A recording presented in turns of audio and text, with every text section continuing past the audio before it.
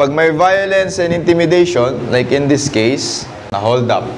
Violence is present before or during the taking to facilitate the act. Robbery yan, ha? May force upon things, may binasag, robbery din.